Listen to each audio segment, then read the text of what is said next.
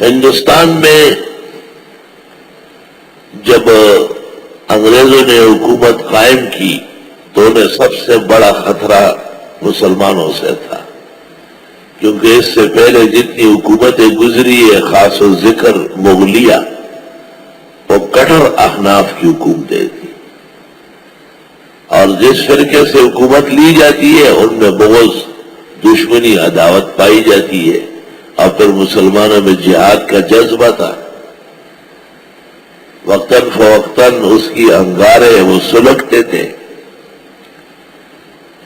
انگریز سی I D نے پورے ملک کے اندر انٹیلیجنس پھیلایا اور ان کو کہا کہ آپ حکومت کو، سرکار برطانیہ کو خبر دے دیں کہ ہماری حکومت کے قیام اور دوام کے کیا اسباب ہو سکتے ہیں، تو کہا مسلمانوں کو کمزور کر دو۔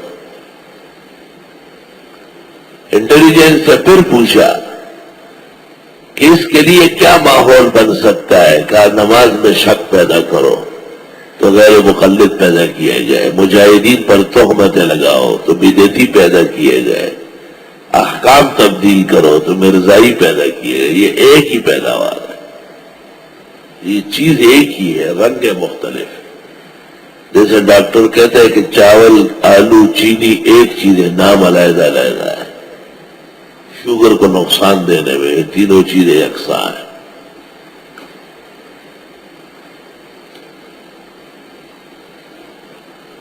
انگریز نے بڑا عیار قوم ہے، مختلف محاذوں پہ کام کیا،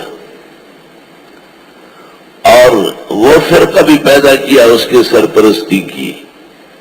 معاصر صدیقی میں نواب صدیق حسن کے بیٹے نے لکھا ہے کہ میرے والد کا غیر مقلد پہ احسان ہے۔ ان کا کوئی نام نہیں تھا، انہوں نے انگریز سے اہل حدیث نام الاٹ کرایا باقاعدہ، معاصر صدیقی کتاب میں لکھا ہے۔ اور مولوی صاحب نے کتاب لکھی اعلام الاعلام بان ہندوستان دار الاسلام، واضح اعلان کہ ہندوستان اسلامی ملک ہے اور انگریز جو ہے مسلمانوں کا محسن ہے، لہذا ان کے خلاف جہاد نہیں ہے، شرارت ہے۔ اور مرزا تو کہتا ہے کہ میں نے اتنی کتابیں انگریز مدح میں لکھی ہے کہ 50 بڑی الماریاں بھری جا سکتی ہیں۔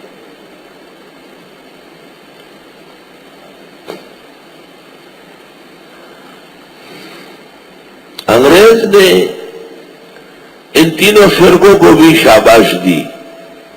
کسی کو کہا تم کہو مجاہدین کی نماز نہیں ہوتی، امام کے پیچھے فاتحہ نہیں پڑھتے، رفعیدین امین بالجار نہیں کرتے، حالانکہ یہ بات شوافع اور حنابلہ نے کبھی ہم کو نہیں کہی کہ تمہاری نماز نہیں ہوتی، ترجیح راجح کی بات ہے۔ اور ان دوسروں نے، مزار پرستوں نے، قبریوں نے کہا کہ تم کرامات کے قائل نہیں ہو، فیوز و برکات اموات کے قائل نہیں ہو، تمہارا نظریات خراب ہے۔ اور مرزائی اور قادیانیوں نے نسخ شرع کے ساتھ اصطلاحات تو وہی برقرار رکھے لیکن حقیقت میں تو منسوخ کر دیا۔ وہ احادیث جو حضرت عیسیٰ علیہ السلام کی تشریف آوری کے بارے میں ہے ان کو اپنے اوپر منطبق کیا، اور مرزائی اور قادیانیوں نے غلام احمد قادیانی کو مسیح موعود کہنا شروع کر دیا۔ جو شخص بھی کامیاب طریقے سے تبلیغ کرے گا اسلام کی، اس کے سامنے یہ تینوں مشکلات پیش آئے۔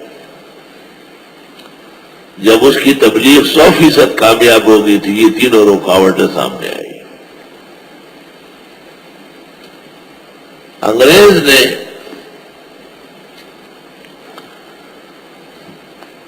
مذہبی میلے بھی لگوانا شروع کیے۔ میلہ اس کو کہتے ہیں کہ بھئی سب لوگ جمع ہو جاؤ اور ایک دوسرے کے سامنے اپنے مذہب کی حقانیت بیان کرو۔ ہندوؤں کو کہا، سکھوں کو کہا، گوتھڑوں کو کہا، انگریزوں کو کہا، مسلمانوں کا میدان میں آؤ۔ یہ دارالعلوم دیوبند کے جو بزرگ ہے حاجی امداد اللہ مہاجر مکی، ان کے ایک بڑے خلیفہ تھے مولانا رحمت اللہ کیرانوی. دارالعلوم دیوبند کے اکابر و اسلاف نے اس کو کہا کہ اس کی تیاری بہت ضروری ہے. یہ جو انگریز جگہ جگہ مذہب کے نام پر میلے لگواتا ہے، یہ حقیقت میں ہمارے خلاف ہے. ان میلوں سے انگریز کا یہ کہنا ہے کہ مسلمان کمزور ہے مذہبی طور پر، ان کا قرآن ٹھیک نہیں ہے، اور نبی معاذ اللہ استغفر اللہ ایک چاپا مار تھے اور مال اور عورتوں کا شوقین تھے، اس لیے غنائم بڑے جمع کرتے تھے اور کئی قبیلوں میں شادیاں کی ہے. مولانا رحمت اللہ کیرانوی لگ گئے اپنے حساب سے. غیرتی انسان جب کام کرتا ہے پورا کرتا ہے. یہ سورہ آل عمران ابن عباس کہتے ہیں کہ رسول اکرم صلی اللہ علیہ وسلم پر نجرانیوں کے مقابلے میں بطور حمایت کے نازل ہوئی ہے. آپ جب مدینہ منورہ تشریف لے گئے، وہاں مشرکین نے آپ کو مصروف کیا. یہ بدر ہے، یہ احد ہے، یہ خندق ہے، یہ حدیبیہ ہے، یہ عمرۃ القضاء ہے، اور یہ فتح مکہ ہے، یہ خیبر ہے. سن 6 میں جب حدیبیہ کی صلح ہو گئی اور بظاہر تھوڑا سا امن ہوا اور مشرکین کی طرف سے آپ کچھ بے فکر ہوئے، تو آپ نے اس موقع سے فائدہ اٹھا کر بادشاہان عالم کے نام اللہ کی توحید اور اپنے رسالت حق کی دعوت پر مشتمل خطوط لکھے.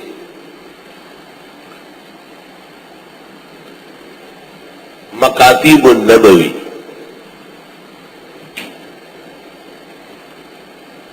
مشہور ہے کہ یہ 75 خطوط ہے. کل بادشاہان اس وقت دنیا کے 75 تھے، لیکن اس کراچی کا ایک عالم گزرا ہے، امام محمد ابن جعفر الدیبلی. کراچی کا قدیم نام دیبل ہے. دیبل یہ کراچی کا نام. آپ کو تاریخ میں کراچی نہیں ملے گی، دیبل ملے گا. دیبل سے مراد یہی کراچی ہے. اور اس کے قریب میں ایک شہر ہے گجو، جہاں امام المحدثین و اول من جمع الاحادیث من محدثی البصرہ ربیع بن السبیع شیخ محمد بن الحسن ان کا مظہر ہے. اس شہر کا نام جو آج کل گجو ہے، قدیم تاریخ میں اس کا نام اربل ہے. یہ دیبل ہے اور وہ اربل ہے. ذہبی اور ابن حجر سے نہ جانتے ہوئے اربد لکھ گئے. اربد، اربد نہیں ہے، دال کو لام کر دو، اربل لفظ ہے. اور کراچی کا نام کیا ہے؟ دیبل. محمد بن قاسم جو آئے ہیں، یہ سارے بزرگ دیبل کے نام پہ آئے ہیں.